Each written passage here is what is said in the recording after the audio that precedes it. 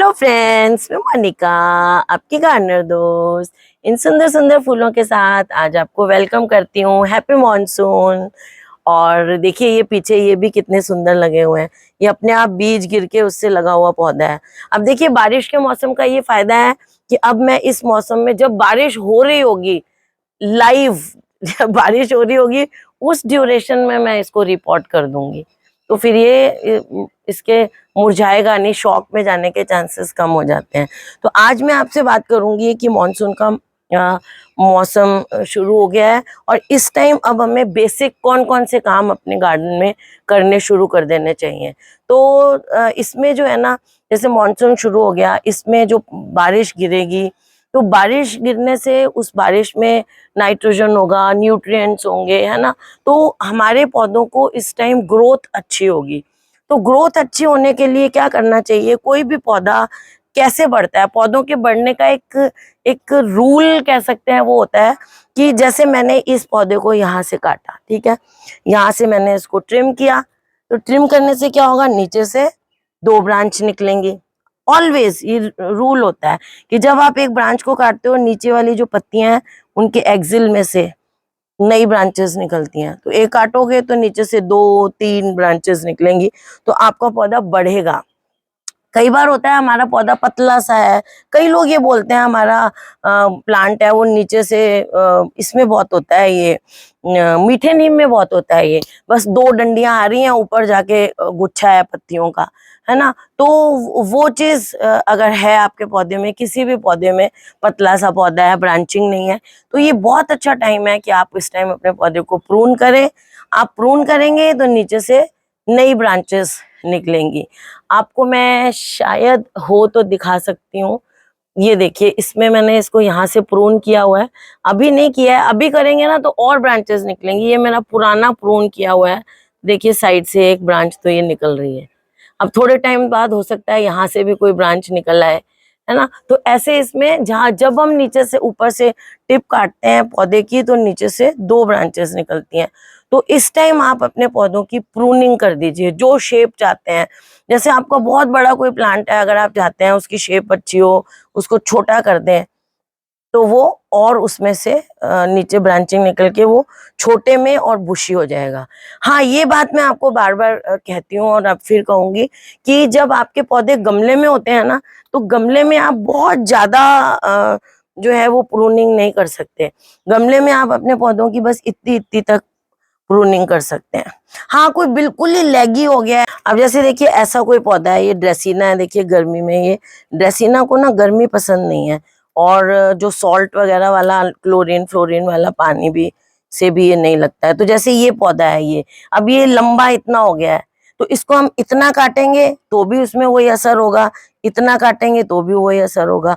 तो ऐसा कोई पौधा है जो बिल्कुल लेगी है और ऊपर पत्तियां, उसको आप यहाँ से भी काट सकते हैं और उसकी 2 बना लें, ये ऊपर वाली की कटिंग लगा लें और नीचे से देखिए ये नए स्प्राउट्स निकल रहे हैं, ये नए नीचे से निकल रहे हैं।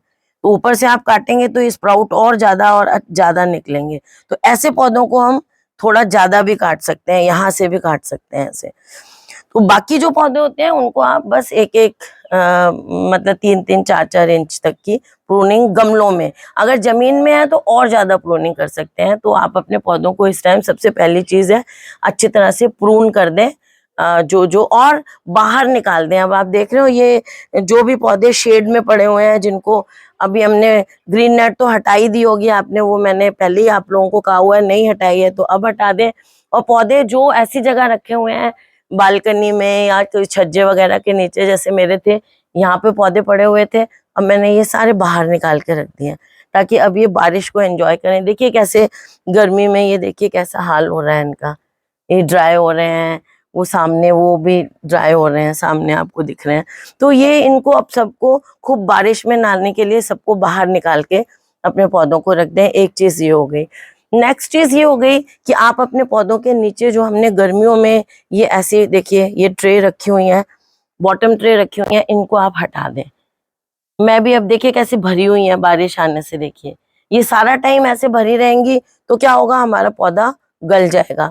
तो सबसे इम्पोर्टेंट चीज ये है, अगर आपने गर्मियों में बॉटम ट्रेज रखी हुई हैं तो अपने गमलों में से बॉटम ट्रेज को हटा दीजिए। और ये चेक करिए कि आपके गमले में पानी इकट्ठा तो नहीं हो रहा है। मिट्टी ऐसे देखिए, अभी इसकी मिट्टी देखिए ऐसी है, मिट्टी ऐसे कड़ी होके, और ऐसे देखिए ये मिट्टी सॉफ्ट है ना, ऐसी रहनी चाहिए। मिट्टी ऐसे चिकनी सी जमा होके, और आपके पौधे में कहीं पानी इकट्ठा तो नहीं हो रहा है, काई तो नहीं हो रही है। अगर काई हो रही है तो भी आप ऊपर से काई की लेयर को हटाइए और अपने पौधों के बॉटम होल्स को चेक करिए।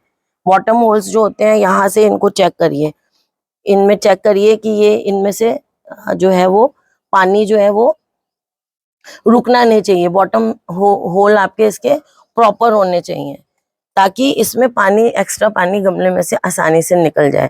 अगर ठीकरी फंसी हुई है, बिल्कुल निकल नहीं रहा है, तो उसको नीचे से पेचकस से ऐसे बॉटम होल में ना ऐसे पेचकस से उसको थोड़ा सा किसी चीज से ठोक के पेचकस से उसको लूज कर दीजिए नीचे से होल, बॉटम होल में से, ताकि वो उसमें से पानी एक्स्ट्रा निकलना शुरू हो जाए।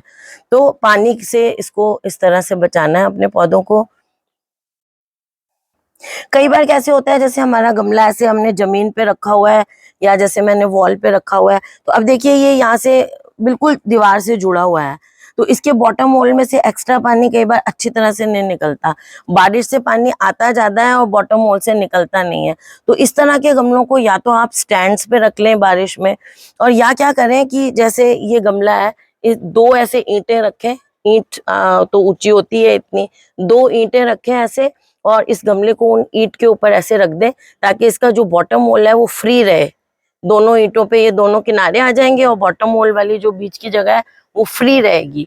तो उससे बॉटम होल फ्री रहेगा, तो एक्स्ट्रा पानी आसानी से निकल जाएगा। ये जरूर करें अगर जमीन में पड़े हुए हैं आपके पौधे। और मिट्टी अगर आपकी बहुत ज्यादा जो है चिकनी विकनी है, तो उसको आप इस टाइम, बहुत अच्छा टाइम है उसको निकाल के रिवर सैंड मिला के आप अपनी मिट्टी को दोबारा से अच्छी मिट्टी, वेल ड्रेन मिट्टी बना सकते हैं, क्योंकि गर्मी में हम छेड़ नहीं सकते। ये अच्छा टाइम है, इस टाइम आप कर सकते हैं। और इस टाइम जो है ना, आप अपने पौधों की रिपोर्टिंग कर सकते हैं। अब अच्छा मौसम आ गया है, बिल्कुल डरने की जरूरत नहीं है। और बहुत अच्छा टाइम ये होता है कि जब क्लाउडी है या थोड़ी थोड़ी बारिश हो रही है। मैं तो बारिश में बहुत करती हूँ गार्डनिंग का काम। थोड़ी थोड़ी बारिश हो रही है उस टाइम जब हम करेंगे ना, तो पौधे बहुत ही कम शौक में आते हैं। तो मैं बारिश में बहुत गार्डनिंग का काम करती हूँ। मुझे बल्कि बिना बारिश के ऐसे सफोकेशन में इतना अच्छा नहीं लगता है। तो वो कर लीजिए आप, जो है पौधों की रिपोर्टिंग कर लीजिए, है ना। जैसे मैंने आपको पहले भी बताया था कि पॉट्स वगैरह ला के रख लें आप, काम आता है तो वो करें। तो रिपोर्टिंग कर लें, रूट प्रूनिंग करनी है किसी पौधे की, वो आप इस टाइम बहुत अच्छी तरह से कर लें। नए पौधे आप नर्सरी में जाएं, नए नए पौधे इस टाइम लेके आए और उनको लगाएं, तो वो बहुत अच्छा टाइम है इस टाइम। और कटिंग्स लगाएं, जैसे मैंने अभी आपको कहा कि प्रून कर लें अपने पौधों को। तो जब आप प्रूनिंग करेंगे ना, जैसे आपको मैं बताती हूँ, अगर मैं चाहूँ कि मैं इस पौधे को प्रून करूँ, इसको मैं प्रून करना चाहती हूँ, क्योंकि इसकी ब्रांचेस देखिए ऐसे नीचे की तरफ लटक रही हैं। प्रून करना चाहती हूँ तो मैं इसकी ऐसे कटिंग निकाल लूंगी। ये देखिए, अब इसके नीचे के पत्ते हटा के इसकी कटिंग्स बना लूंगी। तो ये देखिए कैसे गिर रहे हैं ये सारे। तो अब मैं ऐसे करूंगी तो इसके नीचे से और ब्रांचेस निकल आएंगी। ये देखिए, अब मैं इसकी ऐसे प्रूनिंग की मैंने, तो अब मैं इसकी ये कटिंग्स लगा लूंगी, कटिंग बनाऊंगी पत्ते हटा के और लगा लूंगी। तो ये काम आप इस टाइम बहुत अच्छा कर सकते हैं। बस ये याद रखें कि बहुत ज्यादा प्रूनिंग, ये देखिए ये ड्रेसिना की एक कटिंग लगाई हुई है मैंने, इसके नीचे की थोड़ी पत्तियां हुई हैं पीली, लेकिन एक ड्रेसिना की कटिंग लेके इस टाइम मैंने ये थोड़ी ज्यादा बड़ी लगा दी है। ड्रेस कटिंग का रूल होता है कि वो 5 इंच से ज्यादा नहीं होनी चाहिए। अब ठीक है, मेरे को तो रोज की आदत है, तो मैं थोड़ी बड़ी भी लगा लेती हूँ कि लग जाएगी। ये देखिए ये कटिंग्स लगाई हुई हैं, ये मैंने कोलियस की कटिंग्स लगाई हुई हैं। ये छोटी छोटी लगाई थी, इस पे वीडियो भी बनाया था। अब इतनी बड़ी बड़ी हो गई हैं ये कटिंग्स, है ना।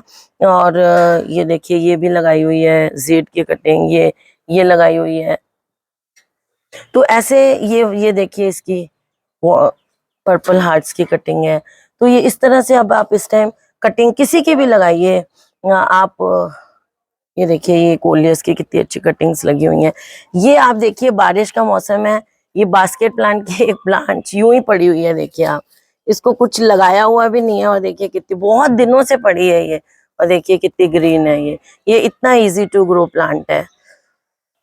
ये देखिए ऐसे जिन पौधों में से ऐसे बेबी प्लांट्स निकल रहे हैं साइड में, है ना। बहुत छोटे हैं तो नहीं, थोड़े थोड़े बड़े हैं, तो इनको अभी मतलब ये टाइम चल रहा है 1 महीने तक, 10 दिन बाद भी आप निकाल सकते हैं, तो इनको निकाल लें आप, है ना। ये सेपरेट करने का इस टाइम बहुत अच्छा टाइम है। अच्छा, कोई पौधा ऐसा है जिसको आपने, जैसे ये एस्पेरेगस है, ये फॉक्सटेल फर्न है, या आपके पास स्पाइडर प्लांट है, तो उनके जो है रूट बॉल्स डिवाइड करने का बहुत अच्छा टाइम है ये अडेनियम्स हैं, या और आपके पास कोई सक्यूलेंट्स वगैरह अगर पड़े हुए हैं, तो उनको आप एक तो ये देखना चाहिए कि वो शैलो पॉट में ही होने चाहिए, और गहरे गमलों में है तो भी, और अगर शैलो में है तो भी उनको आप बस बारिश में रखेंगे, 2-4 बारिश में बाहर रखें, और उसके बाद उनको अंदर कवर्ड में, अंदर मतलब कोई कवर्ड जगह हो वहां पे शिफ्ट कर दें, क्योंकि अगर आपकी मिट्टी बहुत ज्यादा वेल ड्रेन नहीं है तो इसकी जो जड़ें हैं ना वो रॉट होनी शुरू हो जाएंगी। इसको बस एक बारिश का पानी भी मिल जाए ना अडेनियम को तो सफिशिएंट होता है, लेकिन फिर भी 2-3 का दे दें अपन तो भी ठीक है, लेकिन सारा मौसम इसको बाहर मत रखें। मैं इसको सारा मौसम रख लेती हूँ बाहर, क्योंकि एक तो मैं, हमारे यहाँ की मिट्टी सैंडी सॉइल है, सैंडी सॉइल में फिर मैंने ऊपर से रिवर सैंड मिलाई हुई है, फिर शैलो पॉट में है, और फिर हमारे यहाँ बारिश इतनी ज्यादा नहीं होती है जैसे बाकी जगहों पे होती है। हमारे यहाँ बस 1 दिन 2 घंटे बारिश हुई, फिर सारा दिन धूप निकली रहती है, तो हम रख सकते हैं। लेकिन जो राजस्थान में नहीं है उनको इसको जो है कवर्ड प्लेस में रखना है। कोई आपका जो है वो सक्यूलेंट है उसको रख दें, और सेंसिवेरिया भी जहां तक हो सके, अगर ज्यादा ही बारिश पड़ रही है ना तो सेंसिवेरिया को भी आप खुले में मत रहने दें, उसको भी कवर्ड में शिफ्ट कर लें। तो ये आपको काम करना बहुत जरूरी है। अच्छा, अभी इस मौसम में ना अभी आपको वो वाली खाद नहीं देनी है अपने पौधों को, तो खाद मत दें। ये देखिए, ये मैं कटिंग करके इसकी कटिंग्स लगाऊंगी, तो खाद मत दें अपने पौधों को इस टाइम, जो सूखी वाली खाद देते हैं। इसमें कैसे खाद देनी है बारिश के मौसम में ये बताऊंगी। बेमतलब में पानी नहीं दें अपने पौधों को, ये बहुत जरूरी है कि हम देखते हैं फट से पानी का रूटीन है दे दें। जब बारिश आ रही है तो वो ऑलरेडी पौधों में पानी बहुत होता है, तो आप बहुत ज्यादा पानी नहीं दें पौधों को इस टाइम। अगर बहुत 2 दिन 3 दिन बारिश नहीं आई और सूखे हो रहे हैं पौधे, तभी पानी दें। अननेसेसरी पानी से उससे बचाएं। देखिए इसके फूल आ रहे हैं, एग्लोनिमा में भी पीस लिली जैसे फूल आते हैं, देखिए तोड़ के दिखाती हूँ आपको। वैसे इन फूलों को ना तोड़ देना चाहिए, उससे पत्ते ज्यादा आते हैं। अगर फ्लावर ज्यादा आने लग जाए तो थोड़े पत्ते आने कम हो जाते हैं। ये देखिए,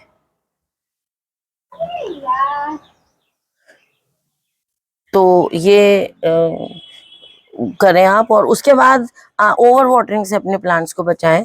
तो ओवर वाटरिंग से बचाने के बहुत सारे तरीके हैं, उन तरीकों पे मैं अलग से एक वीडियो बनेगा, ज्यादा सारे तरीके हैं, तो उनको कैसे बचाना वो भी बता दूंगी आपको।